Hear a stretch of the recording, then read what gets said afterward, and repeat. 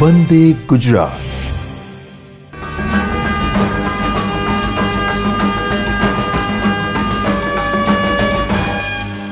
નમસ્કાર વિદ્યાર્થી મિત્રો, ધોરણ 12 રસાયણ વિજ્ઞાન એકમ 15 એના આજે આપણે ત્રીજા ભાગમાં એટલે કે ત્રીજા લેક્ચરમાં હવે પોલિમરની અમુક બનાવટોમાં આગળ કેટલાક ઉદાહરણો જોઈશું।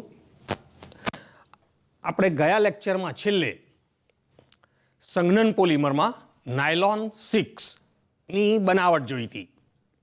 ટૂંકમાં કહી દઈએ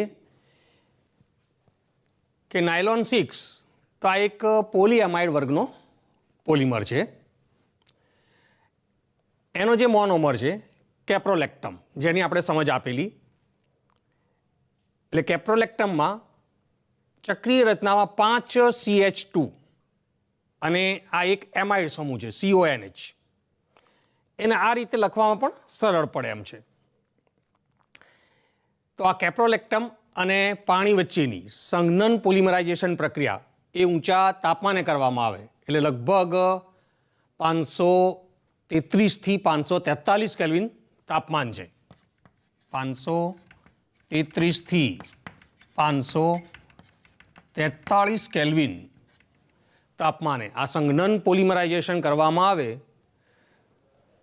તો આ જે નાયલોન 6 પોલિમર બને છે એનું આ સૂત્ર છે, આ એનો આવર્તનીય એકમ છે અને એમાં 6 કાર્બન છે કેપ્રોલેક્ટમના, એટલે એને નાયલોન 6 કહે છે। નાયલોન 6 એ સામાન્ય દ્રાવકોમાં અદ્રાવ્ય છે, મજબૂત પણ છે, એટલે ખાસ એનો ઉપયોગ એક તો દોરડા બનાવવા, કાર્પેટ બનાવવામાં અને વાહનોના ટાયરમાં થાય છે। હવે આપણે બીજા સંઘનન પોલિમરો કે જે પોલિએસ્ટર વર્ગનો છે ટેરિલિન, એની રજૂઆત કરીએ।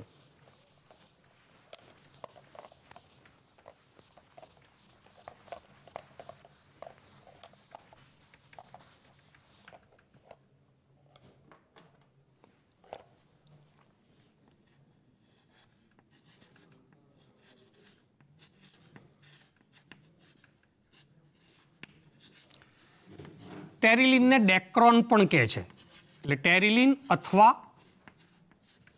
ડેક્રોન। આ એક પોલિએસ્ટર વર્ગનો પોલિમર છે, એટલે આપણે અહીંયા કહીએ કે આ પોલિએસ્ટર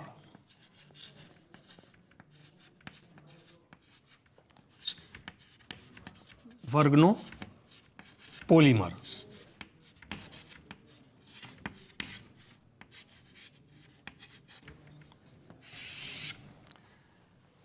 આ સંઘનન પોલિમર છે। તો સૌ પહેલાં આપણે આ પોલિમરની બનાવટની વાત કરીએ તો આ પોલિમર માટેના જે બે મોનોમર છે, એક ડાયોલ છે ઇથિલિન ગ્લાયકોલ, બીજો છે ડાયકાર્બોક્સિલિક એસિડ કે જે કહેવાય છે ટરથેલિક એસિડ। તો અહીંયા આગળ ડાયોલ એટલે કે CH2 બોન્ડ CH2 બંને કાર્બન ઉપર એક એક હાઇડ્રોક્સિલ સમૂહ, એટલે અહીંયા બે હાઇડ્રોક્સિલ સમૂહ છે, એટલે આ એક ડાયોલ પ્રકારનું સંયોજન કહેવાય અને સંયોજનનું નામ છે ઇથિલિન ગ્લાયકોલ અથવા ઇથેન 1,2 ડાયોલ। તો આ એનો એક મોનોમર। બીજો મોનોમર છે ડાયકાર્બોક્સિલિક એસિડ, જે ટરથેલિક એસિડ છે, એટલે ટરથેલિક એસિડ એટલે કે બેન્ઝીન વલય,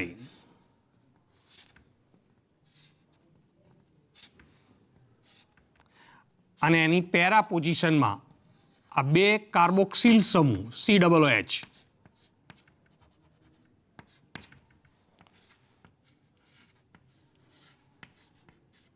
તો આ કહેવાય છે ટરથેલિક એસિડ।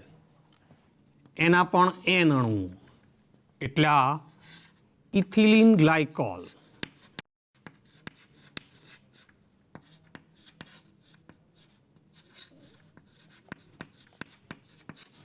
જ્યારે આ છે ટરથેલિક એસિડ.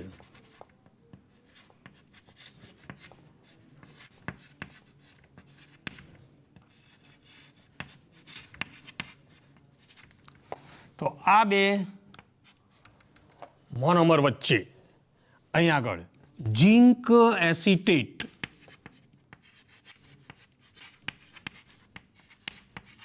અને એન્ટીમની ટ્રાયોક્સાઇડ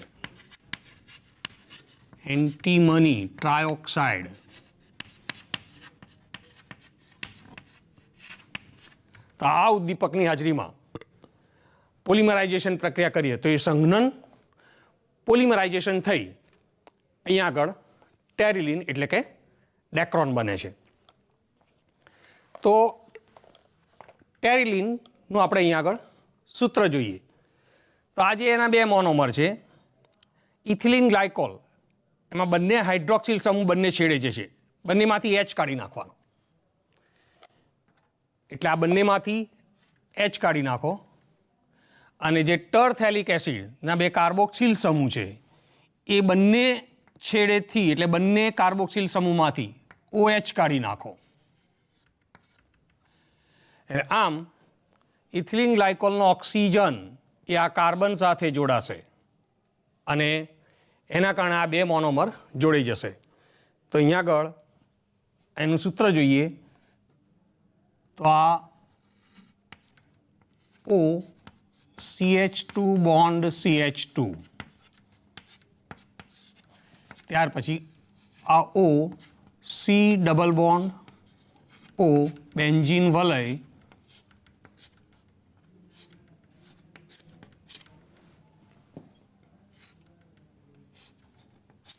અને અહીંયા આગળ C double bond O N times. તો આ છે ટેરિલિન અથવા ડેક્રોન. આ એનો આવર્તની એકમ, એની સંખ્યા N ટાઈમ્સ જે મોટી સંખ્યા છે. તો આ ખાસ ટેરિલિનની બનાવટનું સમીકરણ છે. તો બનાવટમાં આ રીતે સમીકરણ વધારે અગત્યના ગણાય છે. એનો આવર્તની એકમ કઈ રીતે રજૂ કરાય છે એ પણ વધારે અગત્યનું હોય છે. હવે એના ગુણધર્મો જોઈએ તો ટેરિલિન આમ નાયલોન કરતાં ઓછું સ્થિતિસ્થાપક છે પણ ખાસ એ અહીંયા કરચલી પ્રતિકારક છે. કરચલી પ્રતિકારક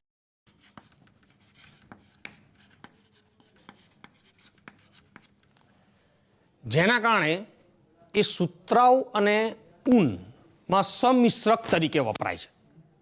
એટલે કે જો 100% ટેરિલિનનું કપડું હોય તો એમાં ક્યારેય કરચલી પડતી નથી. એટલે ટેરિલિન એ કરચલી પ્રતિકારક ગુણધર્મ ધરાવે છે. અને કાપડમાં અહીંયા સુતરાઉ કાપડ હોય કે ઊન હોય તો એમાં એ સમિશ્રક તરીકે વપરાતું હોય છે. પછી બીજું એક કાચ પ્રબલક દ્રવ્યો, કાચ પ્રબલક દ્રવ્ય તરીકે એ સલામતી હેલ્મેટ વગેરેની બનાવટમાં વપરાય છે. અને સામાન્ય બીજા ગુણધર્મો કહીએ તો આ એક થર્મોપ્લાસ્ટિક પ્રકારનો પોલિમર છે, રેખીય પણ છે. આ ખાસ યાદ રાખવાનું એના ગુણધર્મોમાં કે કરચલી પ્રતિકારક છે જેના કારણે એ સુતરાઓને ઊનમાં સમિશ્રક તરીકે વપરાય છે. અને બીજું કાચ પ્રબલક તરીકે એ સલામતી હેલ્મેટ વગેરેની બનાવટમાં વપરાય છે. તો આ પોલિએસ્ટર વર્ગનો અગત્યનો પોલિમર ટેરિલિન તેની બનાવટ, ગુણધર્મો અને ઉપયોગિતા હતી.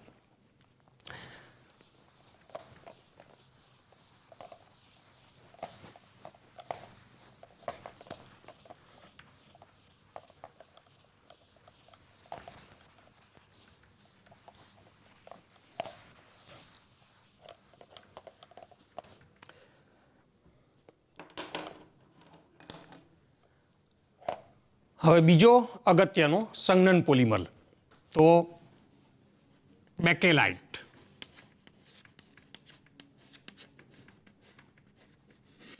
જે ખૂબ જ જૂનો અને જાણીતો પોલિમર છે, એને ફિનોલ ફોર્માલ્ડિહાઇડ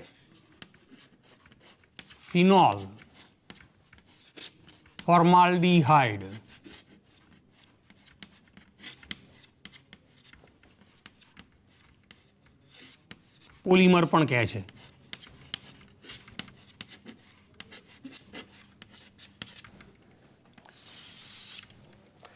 બેકેલાઇટ એનું જાણીતું નામ છે અને બેકેલાઇટ બનાવવામાં વપરાતા મોનોમર ઉપરથી એ ફિનોલ ફોર્માલ્ડિહાઇડ પોલિમર ગણાય છે.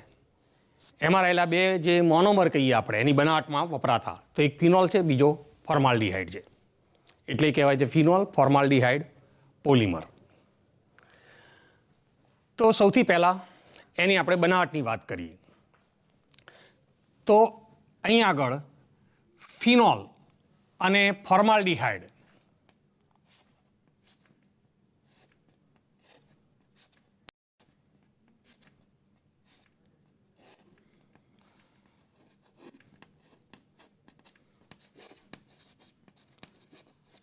આ એનો એક મોનોમર ફિનોલ અને બીજો ફોર્માલ્ડિહાઇડ એટલે HCHO,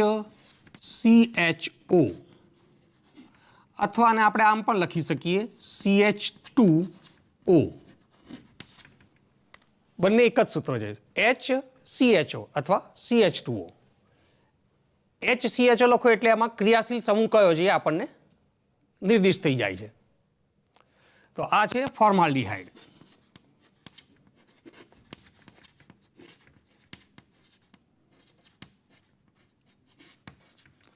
તો આ બંને વચ્ચે એસિડ અથવા બેઝ ઉદ્દીપકની હાજરીમાં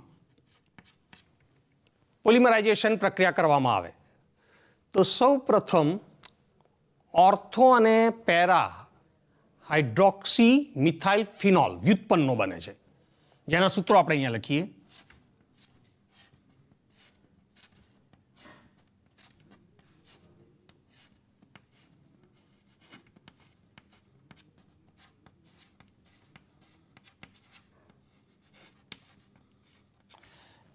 જેમ કે ફિનોલમાં આ ઓર્થો સ્થાનમાં CH2OH એટલે કે હાઇડ્રોક્સી મિથાઇલ સમૂહ છે, જે એના ઓર્થો સ્થાનમાં છે, એટલે આ ઓર્થો હાઇડ્રોક્સી મિથાઇલ ફિનોલ આ વ્યુત્પન્ન થયું. એ જ રીતે હવે પેરા પોઝિશનમાં પણ હાઇડ્રોક્સી મિથાઇલ સમૂહ જોડી દઈએ એટલે ઓર્થોમાં તો છે જ હાઇડ્રોક્સી મિથાઇલ સમૂહ, પેરા પોઝિશનમાં પણ હાઇડ્રોક્સી મિથાઇલ સમૂહ. એ રીતે ફરીથી આ બીજા ઓર્થો સ્થાનમાં પણ હાઇડ્રોક્સી મિથાઇલ સમૂહ જોડી દઈએ.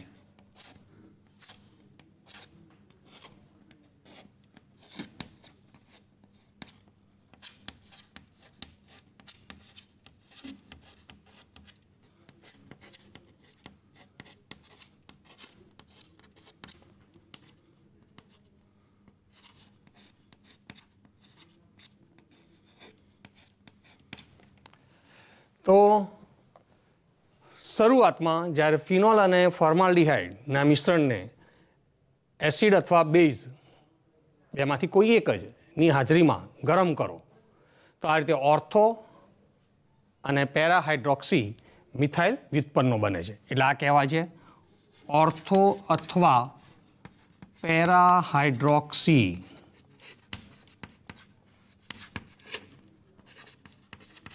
Methyl phenol વ્યુત્પન્નો.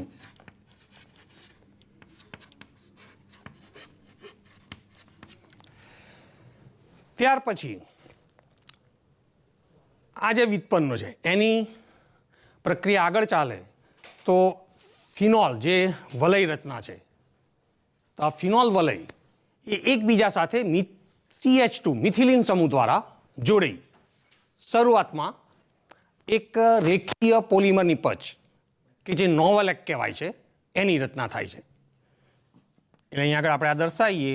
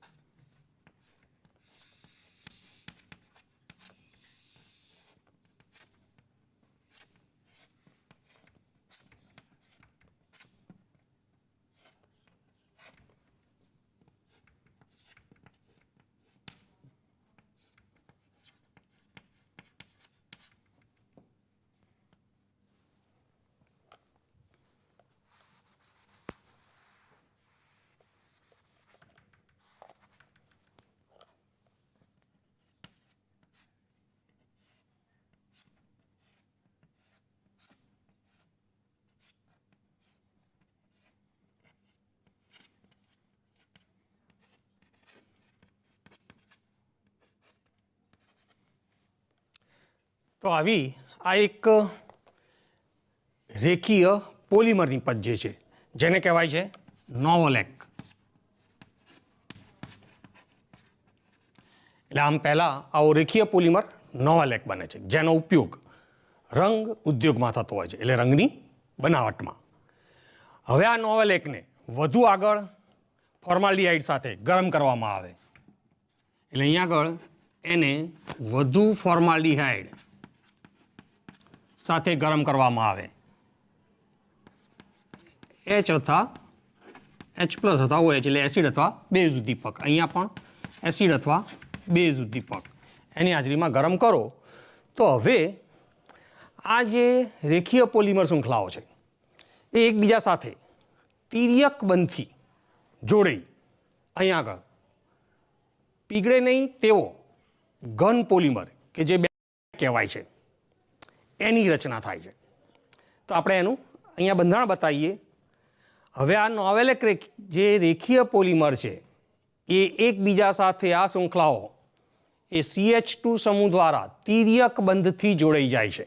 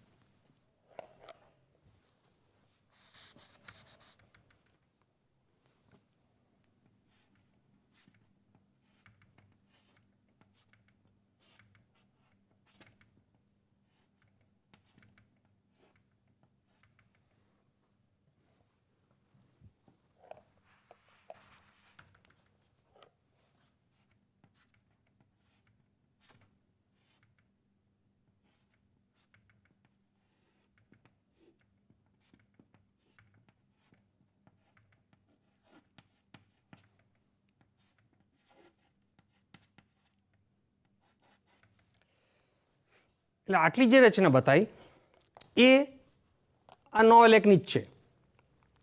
હવે આપણે તિર્યક બંધથી આવા બીજી શૃંખલાને પણ જોડીએ, એટલે કે અહીંયા આગળ અને મિથિલિન સમૂહ જે કહેવાય એના દ્વારા CH2 સમૂહથી.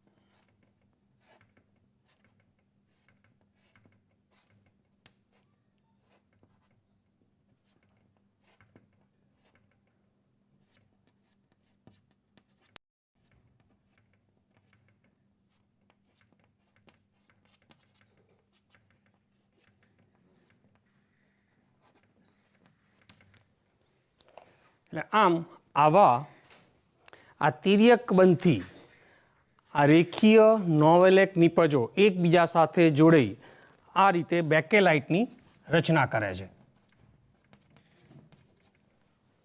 એટલે આને કહેવાય છે બેકેલાઇટ.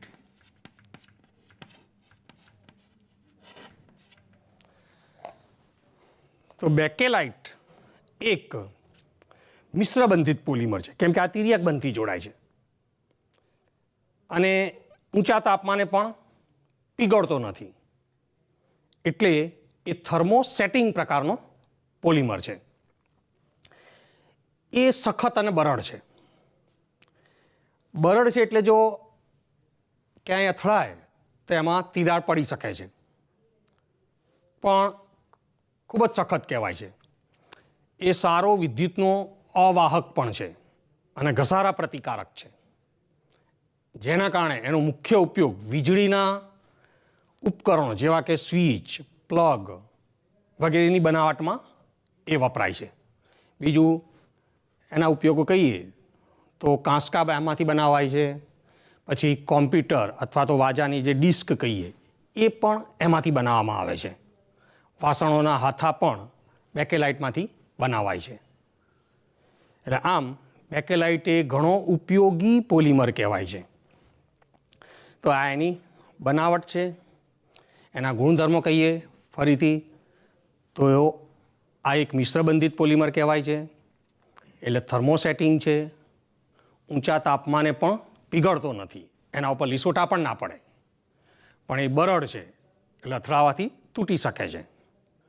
અને સારો વિદ્યુતનો અવાહક છે અને ઘસારા પ્રતિકારક છે, જેના કારણે એનો ઉપયોગ એ વીજળીના સાધનો જેવા કે પ્લગ પોઈન્ટ છે, સ્વિચ છે વગેરે બનાવવા માટે વપરાય છે. પછી બીજું સામાન્ય ઉપયોગ કહીએ તો કાંસકા છે, વાસણોના હેન્ડલ છે, અને કોમ્પ્યુટરની ડિસ્ક કહીએ અથવા તો રેકર્ડ કહીએ એની બનાવટમાં એ વપરાતો હોય છે. હવે આપણે આવો બીજો એક પોલિમર લઈએ, મેલેમાઇન.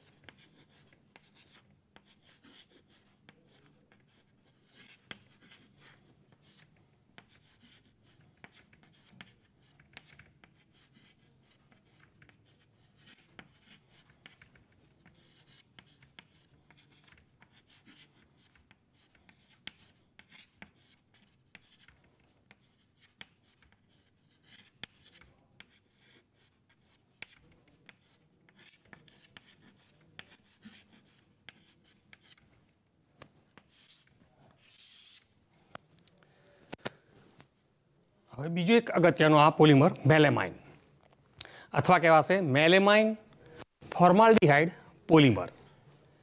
આ નામ ઉપરથી ખબર પડી જાય કે મેલેમાઇનની બનાવટમાં કયા બે મોનોમર એ ઉપયોગમાં લેવાય છે. તો એક છે મેલેમાઇન અને બીજો ફોર્માલ્ડિહાઇડ જે બેકેલાઇટમાં હતો એ જ. તો મેલેમાઇનનું ખાસ પહેલાં બંધારણ જોઈએ.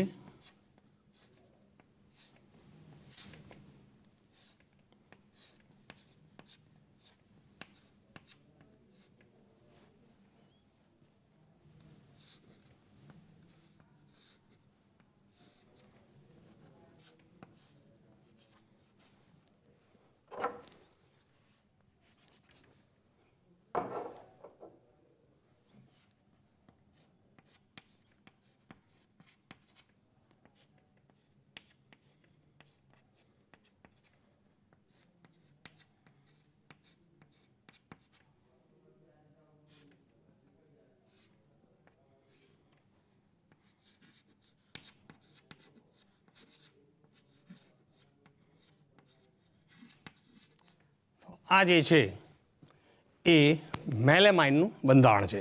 તો એક મોનોમર આ રીતે મેલેમાઇન છે અને બીજો ફોર્માલ્ડિહાઇડ જ એટલે કે HCHO અથવા તો કહીએ તો CH2O એટલે કે ફોર્માલ્ડિહાઇડ.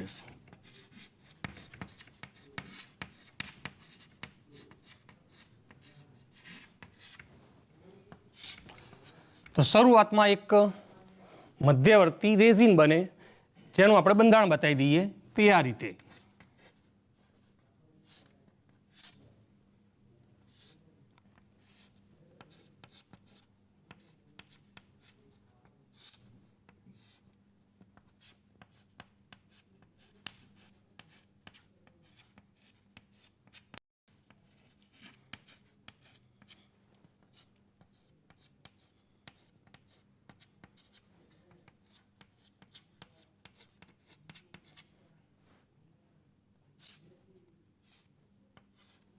તો આ છે મધ્યવર્તી રેઝિન.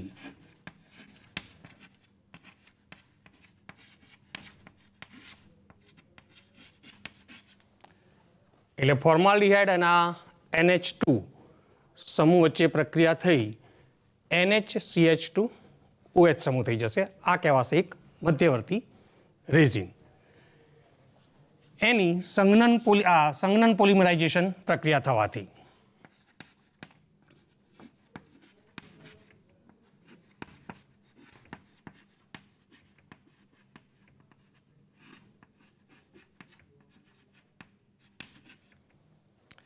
એટલે આના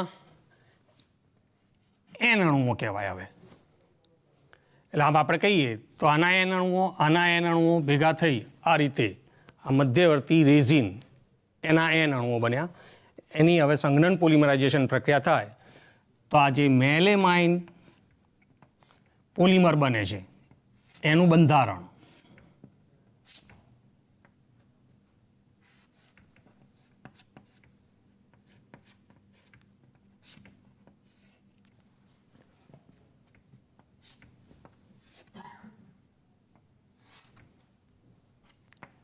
તો અહીંયા NHCH2 અને પછી એ આગળ જોડાઈ જશે. અહીંયા પણ NH અને પછી આગળ જોડી જશે. અહીંયા પણ NH અને આગળ જોડાશે. એટલે આ રીતે આના N એકમો જોડાઈ જાય તો આ જે પોલિમર કહેવાય છે એ કહેવાશે મેલેમાઇન.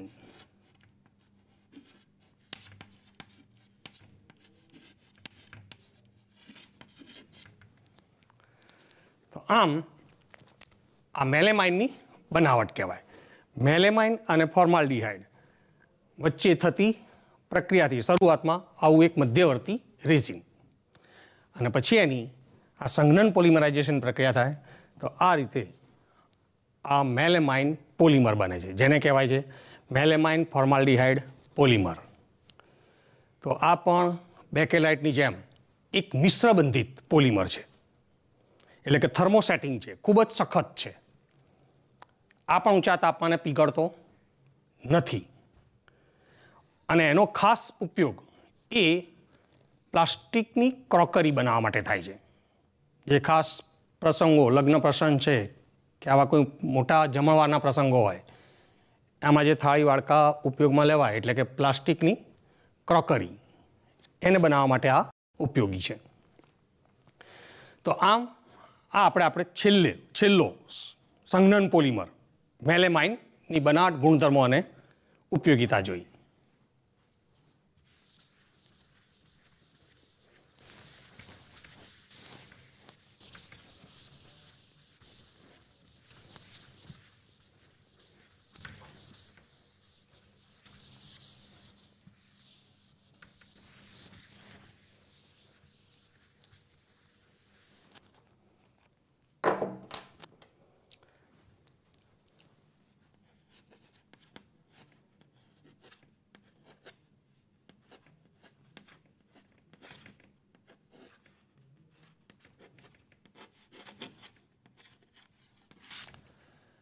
હવે આપણે સહપોલિમરનું ઉદાહરણ લઈએ. આપણે સહપોલિમર તરીકે એક બ્યુના S અને બ્યુના N આ બેના ઉદાહરણ આપેલા હતા. તો હવે આપણે પહેલાં અહીંયા આગળ બ્યુના S લઈએ.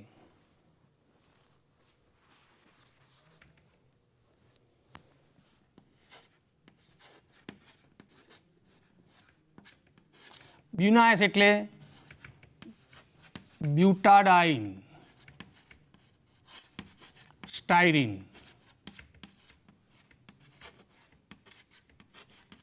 પોલિમર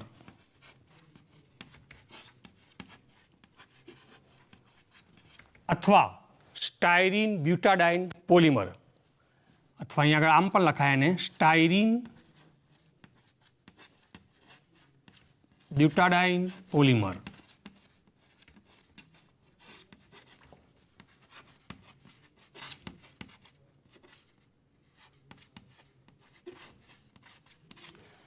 તો આ એક સહપોલિમર છે અને એનું આ જે નામ આપણે લખ્યું એના ઉપરથી ખબર પડી જાય છે કે એની બનાવટમાં કયા બે જુદા જુદા પ્રકારના મોનોમર વપરાતા હશે. તો એક છે બ્યુટાડાઇન એટલે બ્યુટા 1,3-ડાઇન અને બીજો છે સ્ટાયરીન.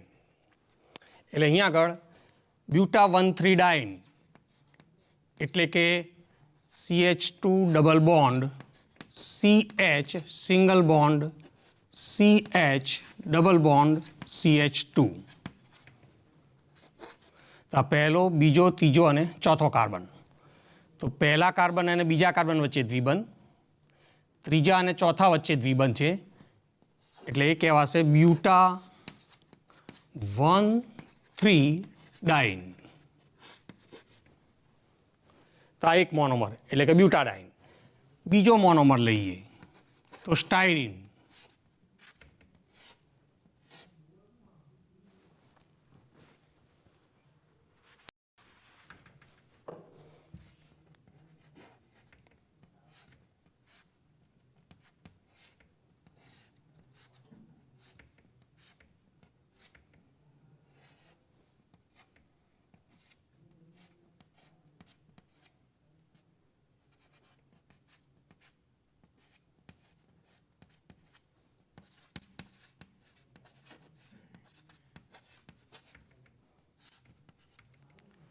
તો આ સ્ટાયરીન.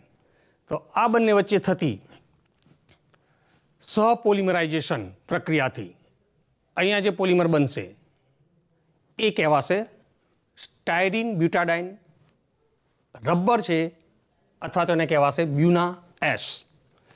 તો અહીંયા આગળ હવે પ્રક્રિયા કેવી રીતે થાય છે એ સમજાવીએ. તો આ જે બે દ્વિબંધ છે એમાંથી પાઈ બંધ તૂટી જશે અને એ પાઈ બંધ તૂટી જવાથી આ જે બીજો અને ત્રીજો કાર્બન છે એની વચ્ચે એક પાઈ બંધ રચાશે. એટલે મળતી નિપજમાં બીજા અને ત્રીજા કાર્બન વચ્ચે દ્વિબંધ થઈ જશે જ્યારે આ બે જગ્યાએ સિંગલ બંધ થશે. એટલે અહીંયા આગળ જે એક બંધ મુક્ત થશે એ આગળ બીજા એકમ સાથે જોડાશે. અહીંયા જે બંધ મુક્ત થશે એ આ કાર્બન સાથે નવો બંધ હશે એટલે આ પાઈ બંધ તૂટે અને એના કારણે આ કાર્બન એ આગળ બીજા એકમ સાથે જોડાશે. એટલે ટૂંકમાં આ બે જગ્યાએ સિંગલ બંધ, અહીંયા આગળ દ્વિબંધ અને અહીંયા પણ સિંગલ બંધ થઈ જશે. એટલે આ બંધારણ આપણે લઈએ તો આ CH2 અહીંયા આગળ સિંગલ બંધ CH. હવે આ બે કાર્બન વચ્ચે ડબલ બોન્ડ એટલે CH. ત્યાર પછી અહીંયા આગળ સિંગલ બંધ થશે CH2 અને એ કાર્બન આ સ્ટાયરીનનો જે સમૂહ છે CH2 ડબલ બોન્ડ CH એના CH2 કાર્બન સાથે જોડાઈ જશે અને અહીંયા આગળ સિંગલ બંધ અને આ બેન્ઝીન વલય.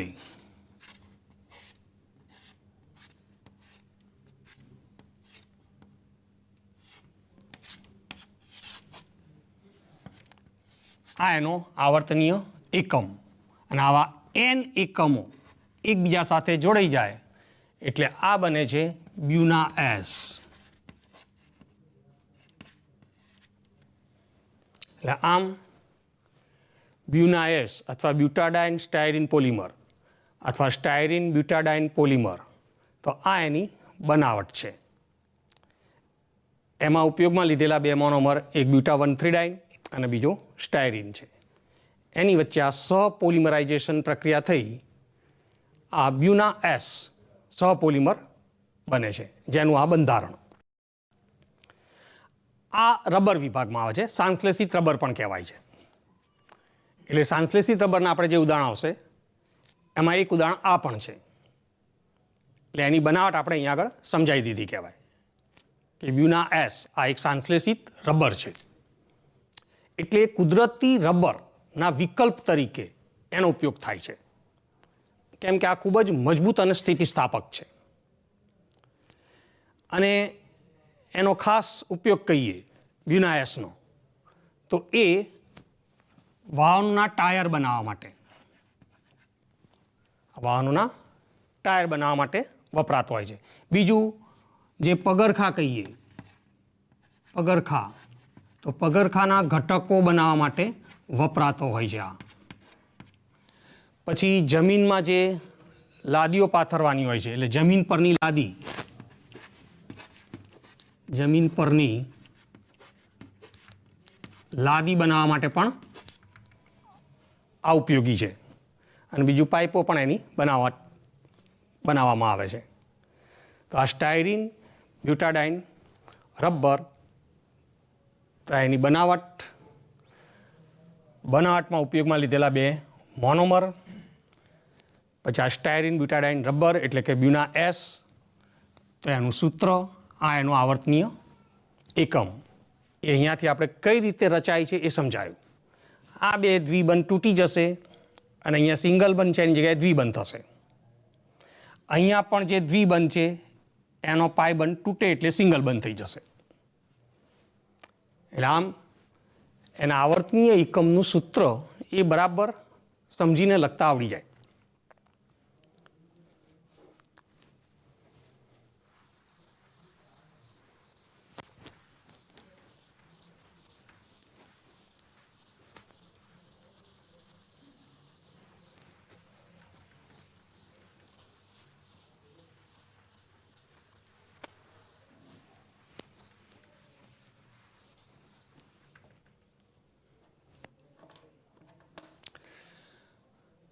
હવે આપણે રબર એટલે કે એક નવો વિભાગ શરૂ કરીએ પોલિમરનો.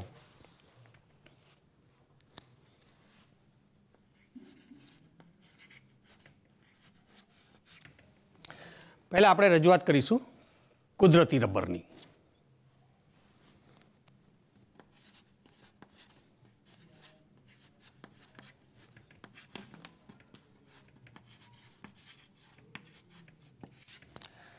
તો રબરનો જે ખાસ ગુણધર્મ છે, તો રબર એ સ્થિતિસ્થાપક છે.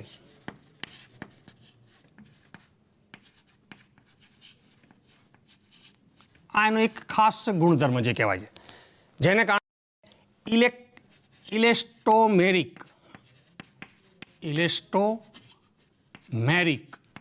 પોલિમર પણ કહે છે.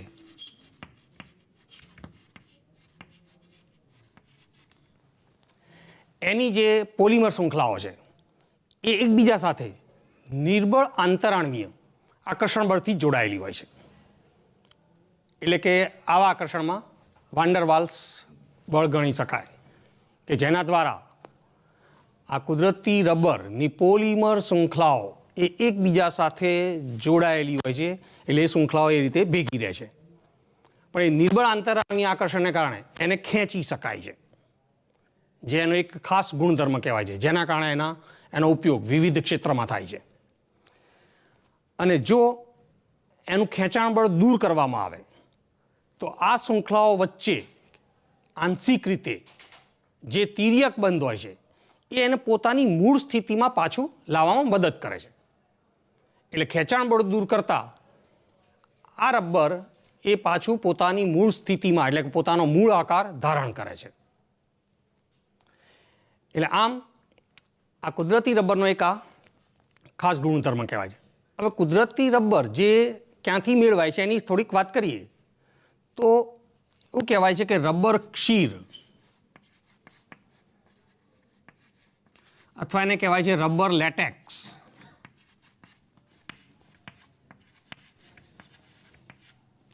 રબર લેટેક્સ અથવા રબર ક્ષીર એટલે જે રબરનું આ એક દૂધ જેવું પ્રવાહી કહેવાય છે, જે રબરના ઝાડની છાલમાંથી મેળવાય છે. તો આ રબરનું પાણીમાં બનાવેલું પાણીમાં બનાવેલું કલિલમય પરિક્ષેપણ છે.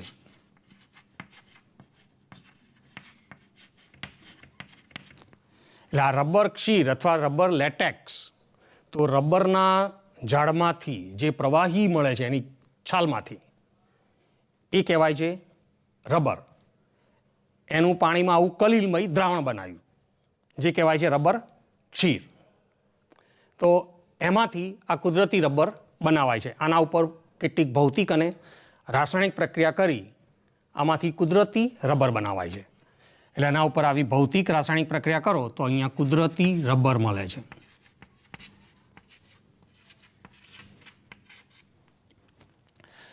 તો આ જે પ્રવાહી છે રબર કહેવાય, જે દૂધ જેવું પ્રવાહી છે, એ રબરના ઝાડમાંથી મળે છે. તો આવા રબરના ઝાડ એ ભારતમાં પણ છે, શ્રીલંકામાં પણ હોય છે, પછી એના બીજા પડોશી દેશો તો કે મલેશિયા, ઇન્ડોનેશિયા અને બીજું સાઉથ અમેરિકામાં જોવા મળે છે. તો ત્યાં રબરના ઝાડમાંથી આ રીતે આ દૂધ જેવું જે પ્રવાહી મેળવાય છે એનું પાણીમાં બનાવેલું જે કલિલમય દ્રાવણ છે એને કહે છે રબર ક્ષીર અથવા રબર લેટેક્સ.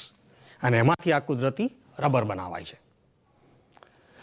કુદરતી રબર રાસાયણિક રીતે જોઈએ તો એનો મોનોમર કયો અને એનું બંધારણ કેવું, તો એની આપણે સમજ આપીએ.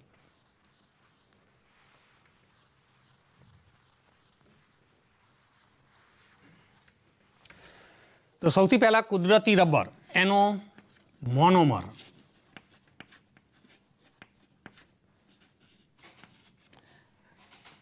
તો એનો મોનોમર એટલે આ CH2 double bond C single bond CH double bond CH2 અને આ જે બીજા નંબરનો કાર્બન છે એની સાથે મિથાઇલ સમૂહ જોડ્યો કહેવાય. એટલે આ પહેલો કાર્બન, બીજો કાર્બન, ત્રીજો અને ચોથો, આ એનો મોનોમરનું બંધારણ છે. એનું નામ કહીએ તો પહેલાં IUPAC નામ જે પૂછાતું હોય છે પરીક્ષામાં. તો અહીંયા આગળ આ જે મુખ્ય કાર્બનની શૃંખલા એનું નંબરિંગ ડાબી બાજુથી થશે. તો પહેલો, બીજો, ત્રીજો, ચોથો કાર્બન, બીજા ઉપર મિથાઇલ સમૂહ છે એટલે એને કહેવાય છે 2 મિથાઇલ. પછી 4 કાર્બન છે અને 2 દ્વિબંધ છે એટલે બ્યુટા. અને આ બંને દ્વિબંધના સ્થાન પહેલા અને ત્રીજા કાર્બન ઉપર કહેવાય એટલે 1 3 અને 2 દ્વિબંધ માટેનો પ્રત્યય ડાઇન. તો આ કુદરતી રબરના મોનોમરનું IUPAC નામ 2 મિથાઇલ બ્યુટા 1 3 ડાઇન, જેનું સામાન્ય નામ છે આઇસોપ્રીન. આને કહેવાય છે આઇસોપ્રીન. એટલે પરીક્ષામાં એક ઓબ્જેક્ટિવ ટાઈપના પ્રશ્નો પૂછાતા હોય છે. કુદરતી રબરના મોનોમરનું બંધારણ અને એનું IUPAC નામ આપો, અથવા ડાયરેક્ટ પૂછે આઇસોપ્રીનનું IUPAC નામ કયું. તો આ બરાબર યાદ રાખી લેવાનું કે આ કુદરતી રબરનો મોનોમર છે જે બ્યુટાડાઇનનો વ્યુત્પન્ન કહેવાય. હવે આ આઇસોપ્રીન અથવા તો 2 મિથાઇલ બ્યુટા 1 3 ડાઇન, આનું પોલિમરાઇઝેશન થાય, આનું પોલિમરાઇઝેશન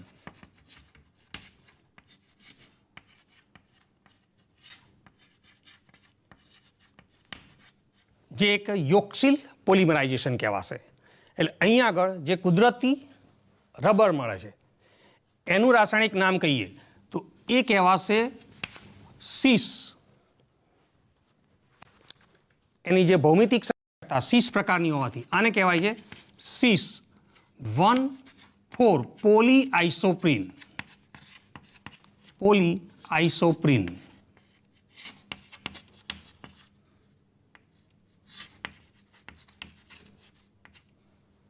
સીસ 1,4 પોલીઆઇસોપ્રીન કહેવાય છે.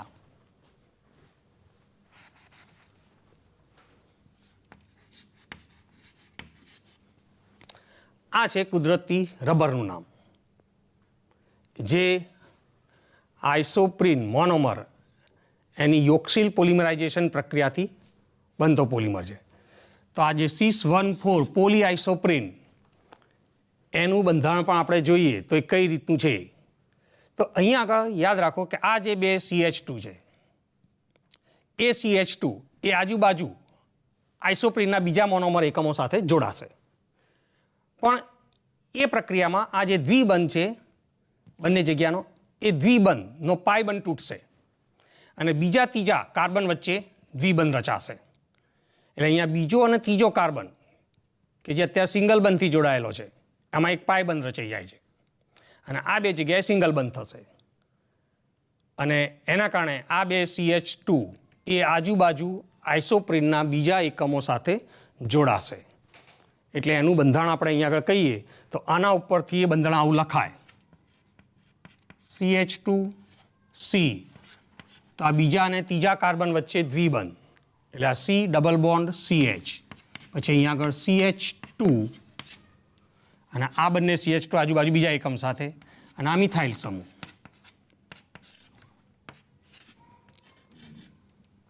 એટલે આમ આ કુદરતી રબરનું સૂત્ર અનાયનો આવર્તનીય એકમ છે કે જેમાં બીજા અને ત્રીજા કાર્બન વચ્ચે દ્વિબંધ છે. હવે એનું એક આખું બંધારણ જોઈએ તો કે જે સ્પ્રિંગ જેવું બનતું હોય છે એ બંધારણ અહીંયા આગળ રજૂ કરીએ.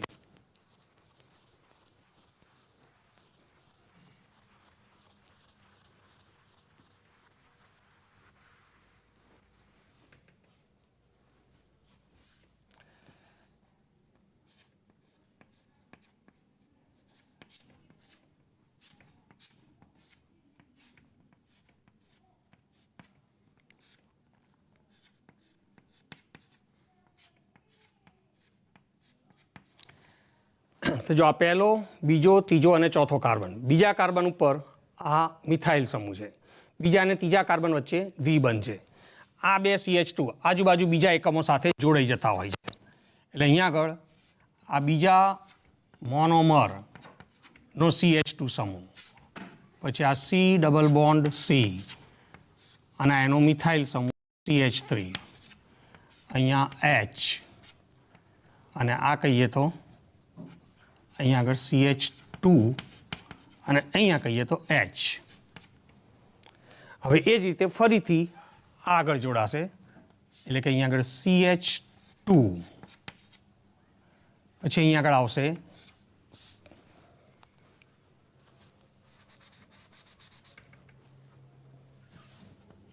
C ડબલ બોન્ડ C, ત્યાર પછી આ CH3 મિથાઇલ સમૂહ, અહીંયા H, આ પાછો CH2 અને આગળ બીજા એકમ સાથે જોડાશે.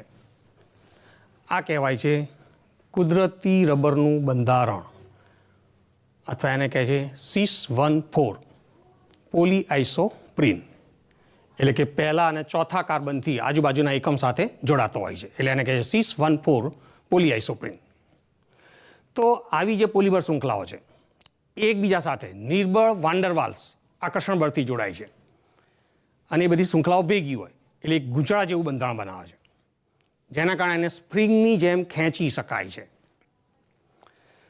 હવે કુદરતી રબરની કેટલીક મર્યાદાઓ છે એ મર્યાદાઓ આપણે પહેલાં રજૂ કરીએ, પછી એના વલ્કેનાઇઝેશનની રજૂઆત કરીશું.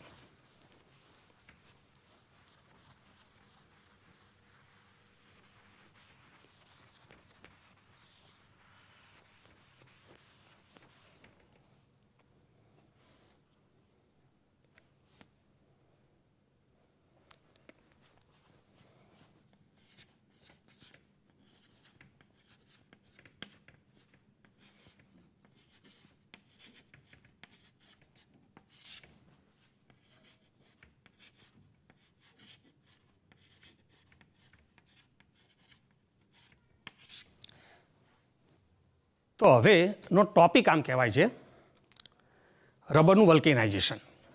પણ એના માટે આપણે પહેલાં કુદરતી રબરની મર્યાદાઓ કઈ છે અથવા તો એની લાક્ષણિકતાઓ કઈ છે એની વાત કરીએ. તો એક કે કુદરતી રબર એ ઊંચા તાપમાને એટલે કે તાપમાન અહીં આગળ 335 કેલ્વિનથી વધારે હોય, એટલે કે આ ઊંચા તાપમાને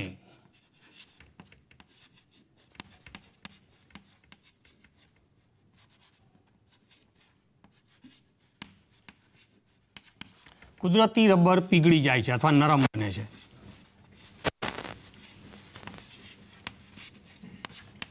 એટલે જેના કારણે એ એની સ્થિતિસ્થાપક લાક્ષણિકતાને ગુમાવી દે. એ જ રીતે જો એને બહુ ઠંડુ કરવામાં આવે એટલે કે એનું તાપમાન એ 283 કેલ્વિન, આજે 335 કેલ્વિન હતું એમ અહીંયા 283 કેલ્વિન કરતાં ઓછું હોય, એટલે કે નીચા તાપમાને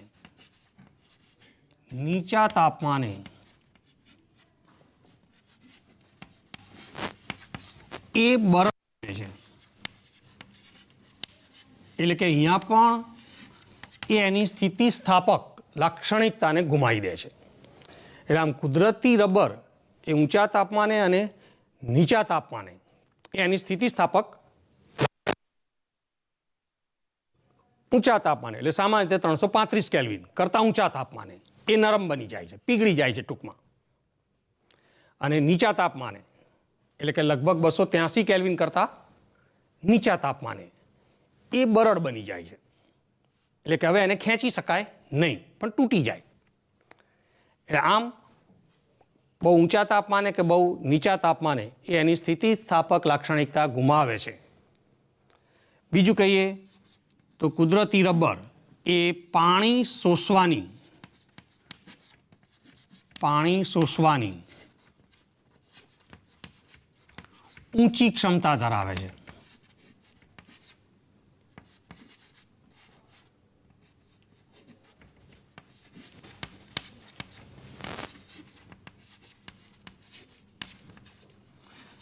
એટલે કુદરતી રબરમાં પાણી શોષવાનો ગુણધર્મ એ ઊંચો છે, જે એની એક મર્યાદા કહેવાય. ત્રીજું તો એ અધ્રુવીય દ્રાવકો, દાખલા તરીકે કાર્બનિક દ્રાવકો, અધ્રુવીય દ્રાવકો, તો એમાં દ્રાવ્ય છે. એટલે અધ્રુવીય દ્રાવકના સંપર્કમાં આવી જાય તો આ કુદરતી રબર એમાં ઓગળી જશે. અને ચોથું કહીએ તો ઓક્સિડેશન કરતા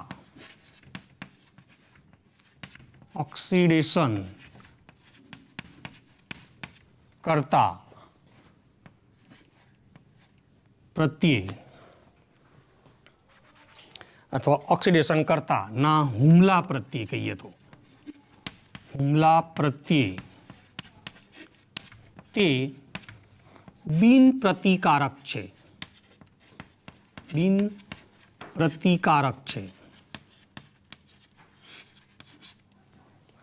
તો આ ખાસ 4 એની મર્યાદાઓ કહેવાય છે કે જેના કારણે એની ઉપયોગિતા એ મર્યાદા રહે છે.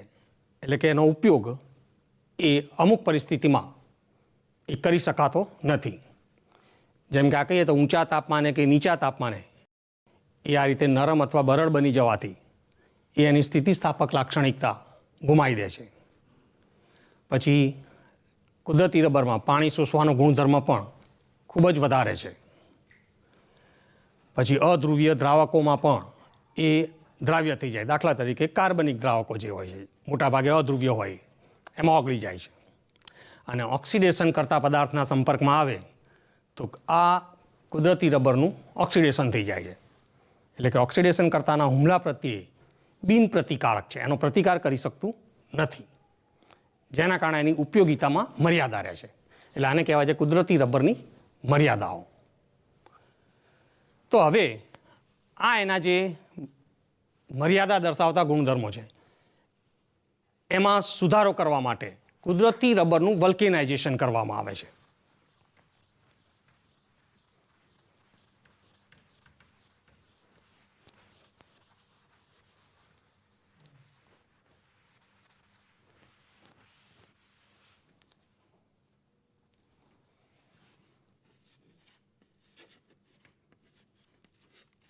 રબરનું વલ્કેનાઇઝેશન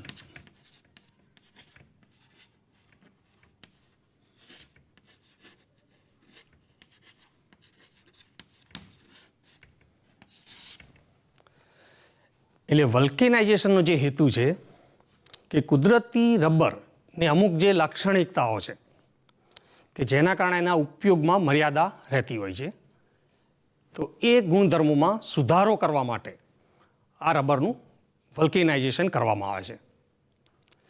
એટલે કે અહીંયા આગળ રબરનો જે કાચો માલ કહીએ એટલે કાચું રબર એટલે કે કુદરતી રબર,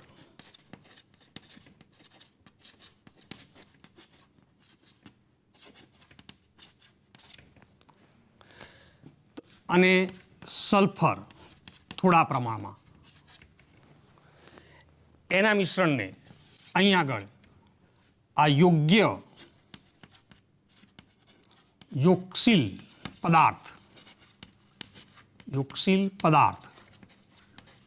જે ઉદ્દીપક તરીકે કહેવાય, દાખલા તરીકે ઝીંક ઓક્સાઇડ, આવો યોગ્ય યોક્સિલ પદાર્થ સાથે અહીં આગળ 373 કેલ્વિનથી 415 કેલ્વિન તાપમાને ગરમ કરવામાં આવે તો રબરનું વલ્કેનાઇઝેશન થઈ અહીંયા વલ્કેનાઇઝ રબર મળે છે. વલ્કેનાઇઝ રબર. આ વલ્કેનાઇઝેશન પ્રક્રિયામાં મુખ્યત્વે આ જે સલ્ફર છે એ સલ્ફર કુદરતી રબરના ક્રિયાશીલ સ્થાન એટલે કે C++ અને એની જોડેનો CH2, આ જે ક્રિયાશીલ સ્થાન કહેવાય અથવા પ્રતિક્રિયાત્મક સ્થાન કહેવાય, એ પ્રતિક્રિયાત્મક સ્થાન વચ્ચે એ સલ્ફર દ્વારા તિર્યક બંધ રચાય છે, જેના કારણે વલ્કેનાઇઝ રબર એ વધુ દ્રઢ બની જાય છે, એટલે કે સખત બની જાય છે. અને એના કારણે આના જે ગુણધર્મો છે એ ગુણધર્મોમાં ફેરફાર થઈ જાય છે, જે આપણે આગળ બતાવ્યું એ. તો હવે આ કહેવાય રબરનું વલ્કેનાઇઝેશન. અને આનું બંધારણ કેવું હોય છે, કે રીતે તિર્યક બંધ હોય છે, એ હવે આના પછીના લેક્ચરમાં આપણે સમજાવીશું. તો આજના લેક્ચરમાં વિદ્યાર્થી મિત્રો આપણે પોલિમરમાં મુખ્યત્વે જે બાકી રહેલા સંઘનન પોલિમર, પછી સહપોલિમર એની બનાવટ એ જોઈએ, અને હવે રબર વિભાગમાં કુદરતી રબરનું બંધારણ અને એની લાક્ષણિકતાઓ જોઈ. અને હવે આપણે આના પછીના ભાગમાં એટલે કે આના પછીના લેક્ચરમાં ખાસ એક વલ્કેનાઇઝ રબરમાં તિર્યક બંધ કઈ રીતે રચાય છે એની સમજૂતી જોઈશું, અને પછી સંશ્લેષિત રબરના કેટલાક ઉદાહરણ લઈશું. તો આભાર વિદ્યાર્થી મિત્રો.